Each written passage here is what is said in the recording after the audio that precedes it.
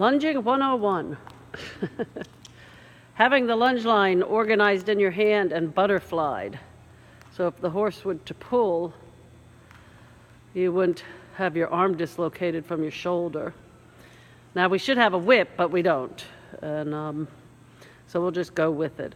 So what's nice, you're standing behind the saddle, and the lunge line is your rein, only longer. And the piece of lunge line in your right hand, it would be the whip or the legs, okay?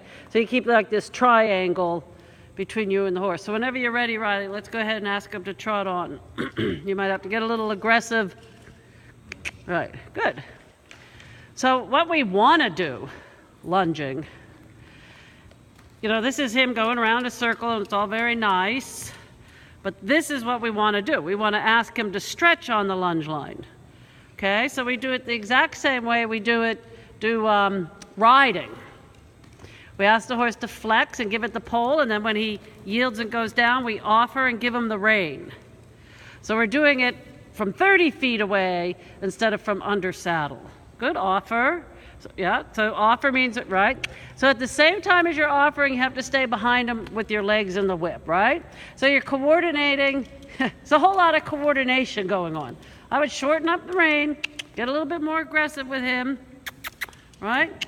This is why we need the lunge whip. Of course, we're too lazy to go get one. Good. So ideally, what we want is for him to go down and stay down. And he's doing pretty good. Good, that's okay. When you start to see him come up, then you start to spiral in the lunge line, still keeping the active whip or legs from behind. Because when you go to take up on the lunge line, you don't want him to interpret that as slowing down. You're just going to spiral him in to get him to drop and give and stretch again. Does that make sense to you? Yeah. Yeah, okay. So, trot on. Good.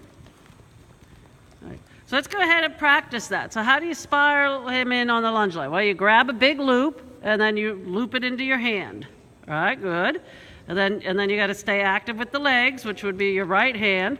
Good. And then you can spiral him in again. So you can take another big loop. So we can reel in about 4 or 5 feet of the horse. Good. Okay. And then every time he goes to stretch, you offer, and that's okay too. He's allowed to canter. He can pretty much do anything he wants as long as he's not going around like a lunatic, right? Getting on the lunge line doesn't mean going crazy fast and irregular. Good. Lovely. Right. Well, when you see him slow down, that's when you start to drive. And we always drive the horse in rhythm with the horse's rhythm. Okay, so to ask him to walk, I would just use my voice. I would just go, brrr, and he's going to walk, and then he should walk on. Right? We never yank and grab at the horse's face. So then to ask him to hoe, I would step sort of quickly to the left, like blocking his forward motion. Right, and he should stop and stay out there. Right, he shouldn't come to you. A lot of people train the horse to come to you. I don't like that. And then we're just going to go the other way. He should stop, stay out there. He shouldn't have turned in, but it's all right.